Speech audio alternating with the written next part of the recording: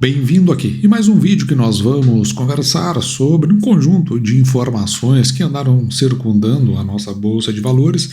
Essas informações, quando bem interpretadas, podem nos ajudar nas nossas tomadas de decisão em relação à nossa carteira.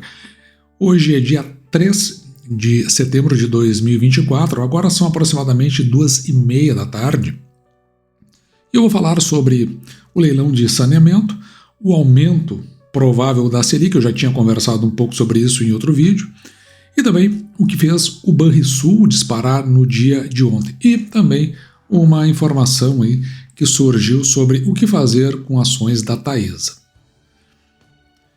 No dia de hoje, o Ibovespa está aqui, pelo menos nesse momento, na 134.662 pontos, cai suavemente aqui 0,17%, até caiu mais a 134.256 pontos. Para o vídeo de hoje, que nós estamos abordando, o Banco do Estado do Rio Grande do Sul agora está a 12,80, ele cai 1,54%, mas veja que no seu máximo ele chegou a R$ 13,35. Outra ação que vem chamando muita atenção, pelo menos a minha atenção, e que eu sei que, de certa forma, um pouco no sentido contrário ao mercado como um todo, é o IRB. Veja que o IRB-RE, cotado a mais de R$ 50, R$ 51,67, batendo aqui quase 5% no dia, 4,79%, o IRB que já esteve aqui a R$ 52,50. Então você veja que nós adquirimos IRB lá atrás, no passado, a R$ 28,50, quando aconteceu o evento natural aqui, né, o desastre natural do Rio Grande do Sul, e muitos acharam que o IRB de alguma forma poderia ser penalizado. A própria companhia veio a público dizer que não, a gente já sabia do turnaround, de como as coisas estavam sendo conduzidas, o mercado apostou num sentido, nós fomos no outro, e acabamos aí então com essa oportunidade. Estamos de olho na Taesa, que nós vamos falar hoje, a R$ 11,84, ela está nesse momento, sobe 1,02%. Até curioso essa subida da Taesa. E por que eu digo curioso? Porque muitas vezes as nossas posições e aquelas posições que são colocadas por analistas do mercado, elas eventualmente acabam por divergir. Então aqui no Estadão, no Investidor, nessa reportagem assinada por Bruno Andrade, ela é do dia de ontem, dia 2 de setembro de 2024, a reportagem ela começa com a recomendação da Genial para a Taesa após anúncio do novo CEO. E aqui tem, claro, né, uma casa de análise. Eu gosto de ver essa questão das casas de análise, não para confrontar a leitura que eu faço, mas é que às vezes, no geral, acaba trazendo uma visão que permeia as próprias análises e acaba sendo a interpretação do mercado. E se ela está contrária à minha, pode ser que ali esteja surgindo uma oportunidade.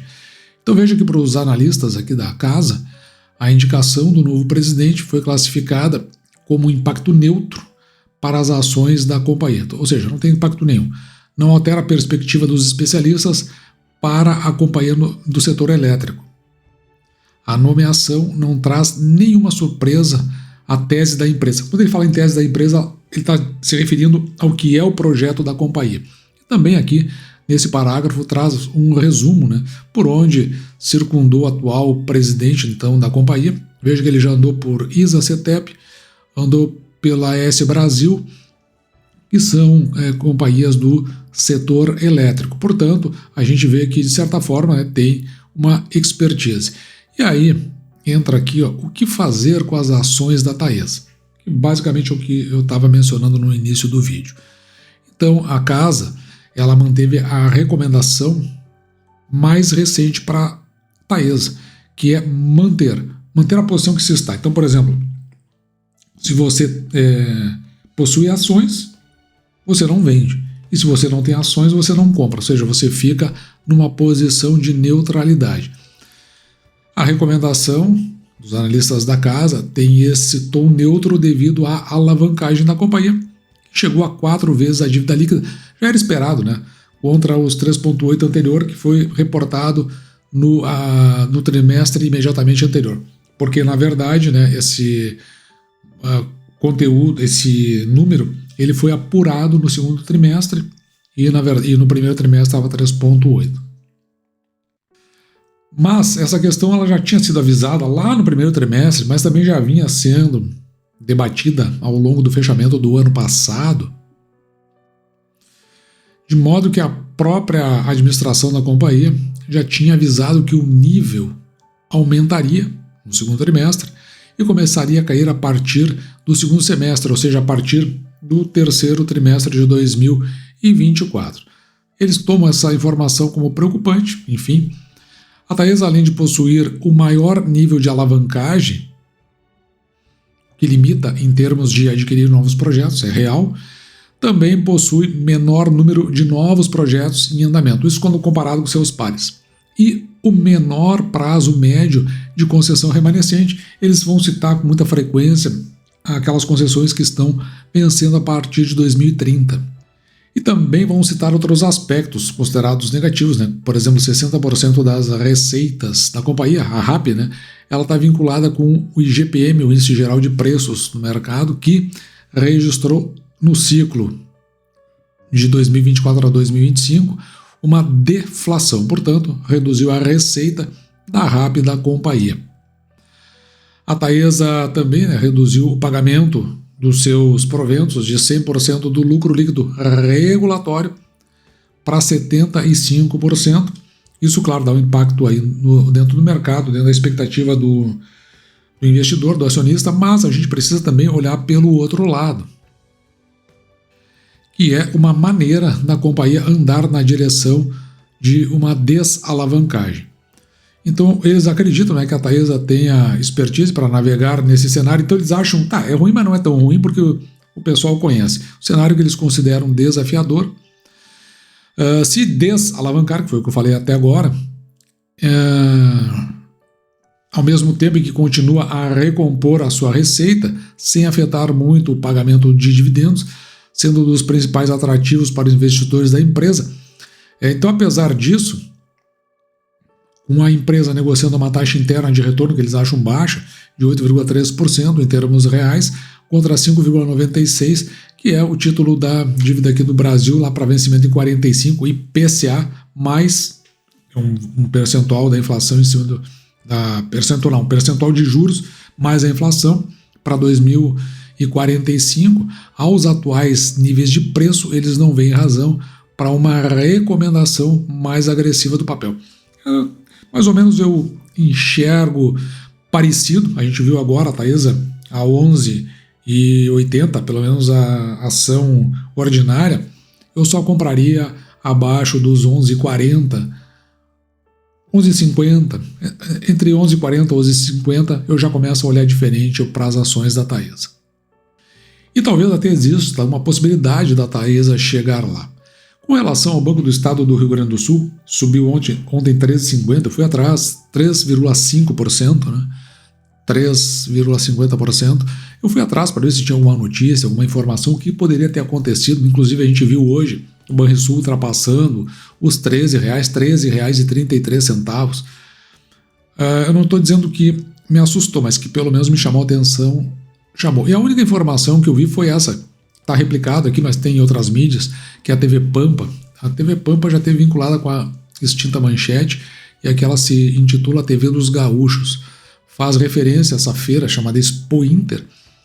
A reportagem é assinada pela redação, ela é do dia 1º de setembro de 2024. E na informação, o Banrisul ultrapassa 1 bilhão de negócios nesta feira. Como a feira ela é muito referenciada, ela serve como baliza aqui no estado do Rio Grande do Sul, eles começam a indicar que isso talvez sinalize algum tipo de retomada depois do desastre natural que aconteceu no estado do Rio Grande do Sul.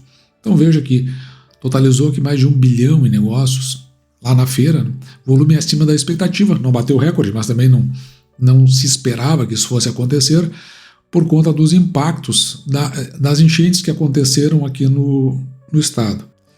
Os números que foram alcançados na Expo Inter estão em linha com a disponibilidade do Plano Safra de 24 a 25, né, que destinou aqui para o Rio Grande do Sul 12,2 bilhões no período. Então, o que esse 1,5 bilhão ele está em linha com o Plano Safra. Então, agora falando desse 1,5 bilhão, o total contabilizado pelo banco lá no final da feira foi de 376 milhões e meio aproximadamente, que foram destinados ao financiamento de máquinas e equipamento, que está mais ou menos em linha com o mesmo percentual do que foi destinado desses 12 bilhões do Safra. Então, é uma tendência de procura nesse sentido. Tem mais informações aqui sobre a destinação desses valores. Então, eu deixei marcado, né, a recuperação dos solos, porque com a enchente, com as enxurradas, o solo fica tapado com uma lama. Então é preciso que o solo, que foi severamente afetado, ele sofra uma recuperação. Então só para a recuperação, 179 milhões de reais daquele 1,5 bilhão dessa feira, né, chamada Expo Inter. E também financiamento para armazenagem de 167 milhões, uma vez que se viu a necessidade, né, de ter uma bela estrutura de armazenagem, exatamente para que se faça um resguardo, principalmente para efeito decorrente de efeitos naturais mais severos como esse que aconteceu em maio de 2024. E essa foi a única notícia relevante do Banrisul, o que para mim não justificou aquela subida de 13,5% no dia de ontem, 3,5%. Então me parece que agora está havendo uma recuperação. Banrisul, quando eu olho para ele, abaixo de R$12, eu já começo a pensar em fazer novas aquisições. Faz tempo que eu não compro ações do Banrisul aqui no canal por conta dessa subida que houve nesses últimos ralis na nossa bolsa. Será que esse rally tem tendência a se manter ou é apenas um ataque especulativo?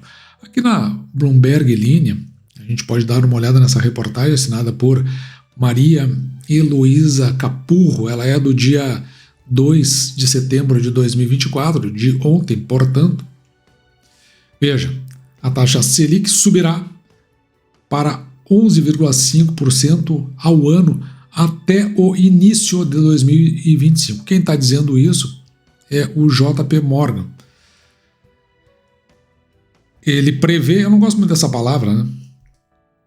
Mas a previsão é de um aumento de 0,25 ponto na reunião de setembro. E depois ainda acha que nas próximas reuniões poderá haver mais 3 aumentos da taxa Selic. Dá uma olhada aqui qual é a opinião do JP Morgan, né? Que se tornou mais, ou pelo menos o mais novo banco de Wall Street, outros já concordam com ele, de que o Banco Central do Brasil começará a aumentar os juros em setembro, e disse que prevê Selic a 11,5% no início de 2025. O banco agora precifica um aumento de 0,25%, ou seja, nessa reunião que vai ter nos dias 17 e 18, precifica que ele quer dizer o seguinte: eles fazem essa estimativa e com base nisso eles acabam tomando as decisões sobre os ativos. Isso que quer dizer precificar na linguagem deles do mercado. Outros bancos americanos, incluindo Wells Fargo e grandes gestoras brasileiras como XP e Legacy, também prevêem um ciclo de aperto monetário que talvez comece agora em setembro. Já aqui é uma colocação bastante confusa, tá? Vou tentar torná-la um pouco mais clara. O presidente do Banco Central, ele fez uma afirmativa na sexta-feira passada, dia 30, que a falta de guidance, ou seja, o Banco Central não oferece guidance, é porque o momento requer flexibilidade. Então não vamos dizer o que eles pretendem lá no final. A única coisa que vai continuar em funcionamento é o Boletim Focus ali como uma referência. Lembrando que o Boletim Focus não é para fazer previsão, nem projeção. O Boletim Focus é para pegar um sentimento daquele momento e a forma como isso vai caminhando até chegar ao final do exercício, eles vão olhando isso semana a semana. Falando com players importantes dentro do mercado. Então, olha só o que ele diz aqui. Ó, existe um prêmio de risco na parte curta. Olha, isso aqui se você não está acostumado, né, fica difícil de se entender o que ele está dizendo. Existe um prêmio de risco na parte curta que não é compatível com a mensagem do BC, do Banco Central. Vou tentar traduzir o que ele está dizendo aqui. Se quando houver ciclo de ajuste de juros, será gradual. Está mais ou menos nessa parte final, de acordo com aquilo que está dizendo o JP Morgan. Mas o que ele quer dizer aqui é o seguinte: o Brasil, eu mencionei no último Boletim Focus, você vai ver ali e vai ter muita gente comemorando, que é a questão do PIB, o crescimento do PIB. Mas o PIB não está crescendo por conta de força do desenvolvimento. Ele está crescendo por conta da dívida, a contração da dívida do Brasil. Esse é o X da questão. Então o endividamento ali na relação PIB deve estar chegando perto dos 80%. Consequentemente, gera esse movimento do jeito que está, ele gera uma desvalorização da moeda, que é mais ou menos o que a gente tem visto aí em relação ao dólar. Os insumos se tornam mais caros, há um aumento de preço e tem um conjunto inflacionário residual. Se houver uma oferta muito grande de crédito, se gera moeda nova, então cresce mais ainda a dívida. Para continuar nessa toada de contenção inflacionária, se aumenta os juros, se tem uma oferta melhor da dívida, e aí o que acontece é que a renda fixa se torna mais favorável. O próprio estrangeiro não vai na bolsa, até porque o Brasil não cresce, não se desenvolve. Faz 40, 50 anos que é assim. Consequentemente, fica atrativa a questão da compra dos títulos da nossa dívida. Isso tem reflexo dentro dos juros da nossa economia e, da mesma forma, quem busca a renda fixa, porque a pessoa só enxerga o percentual lá no final, acaba migrando, e claro que isso aí, de certa forma, traz enfraquecimento para a Bolsa de Valores. Por isso que esse rally que a gente viu agora, talvez ele sofra um reajuste forte. Não sei se vai acontecer, eu não faço previsões. O máximo que a gente faz é projeção, mas tem que ter números consistentes, até agora eles não são.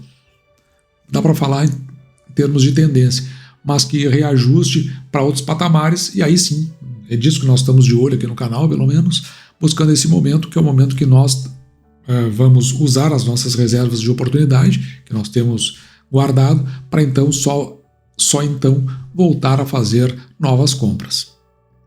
Mas será que as coisas andarão nesse sentido? Eu não sei, confesso para você que eu não tenho ideia, mas é uma forma, né, da gente enxergar o que pode vir aí pela frente. E eu não estou apostando nisso, continuo com as compras mensais regulares, é só uma questão de ajuste e já se fará novas compras, mas eu não coloco um recurso mais consistente em cima, justamente porque não parece que é o momento.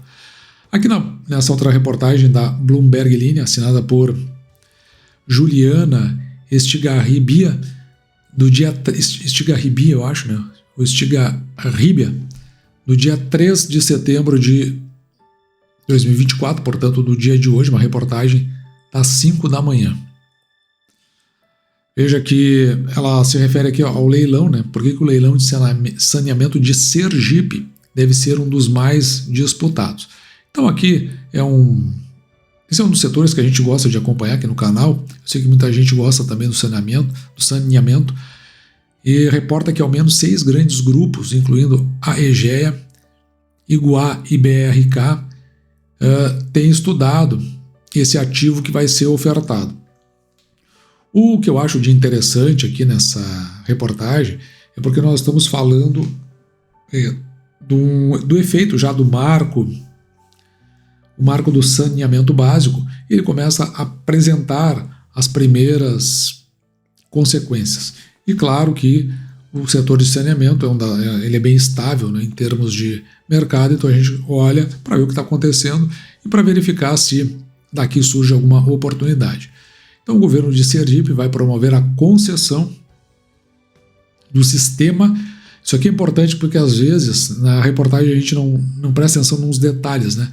Mas ele vai conceder o sistema de distribuição de água, veja, e tratamento de esgoto. Então é nisso que vai ser focado o leilão. Eu já vou explicar por quê.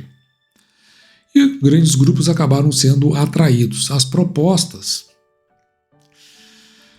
devem se restringir a Iguá Saneamento, a AEGEA. A AEGEA pertence não, né?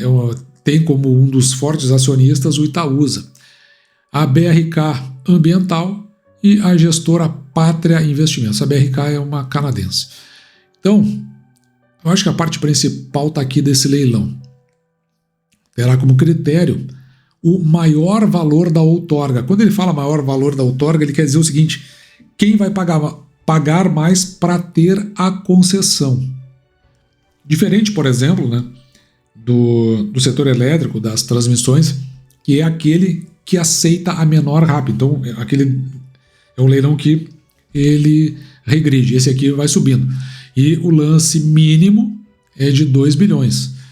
Então, se alguém oferecer 2 bilhões, mas ninguém oferecer 2 bilhões, é a partir daí, juntando que quem adquirir a outorga tem que investir 6,3 bilhões em 35 anos. Então, parte de 2, vamos supor que quem vença por 3 bilhões, então terá que desembolsar 9 bilhões e 300 milhões. Uma quantidade bastante significativa. O bom é que fica bem diluído no tempo. Esse projeto sobre a concessão prevê a universalização do serviço de água, etc. Mas Sergipe eu acho que é o menor estado do Brasil. E a ideia aqui é que 2,3 milhões de pessoas sejam atendidas em 74 municípios do estado. Tem algumas outras informações aqui interessantes, né?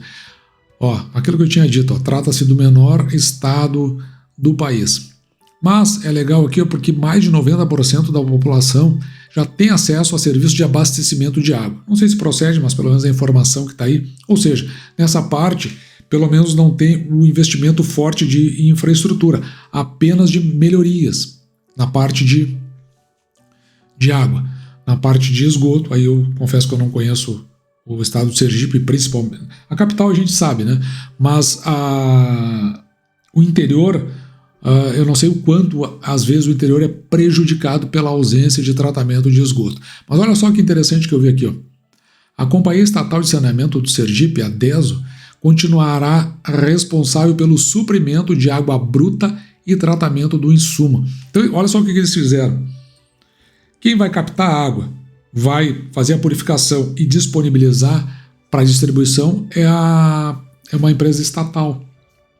Então, o que está sendo contratado é a parte mais pesada, que é a distribuição. Embora já tenha uma infraestrutura, a gente vê ali, né, 90% das pessoas, mas eu achei interessante porque houve um equilíbrio entre a questão estatal e a questão da iniciativa privada, ou seja, o município ele manteve para si. Talvez, se isso aqui funcionar, sirva de exemplo para outros estados.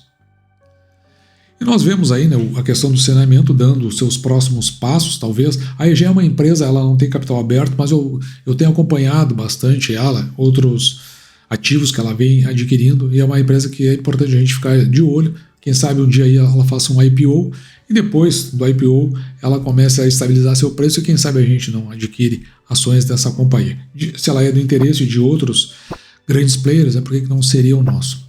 A Selic a gente viu, né? Então tem uma tendência aí que talvez a Bolsa não continue nesse rally que a gente está vendo, por conta do aumento dos juros. Vamos ver o que vai acontecer, principalmente a partir da segunda quinzena agora do mês de setembro.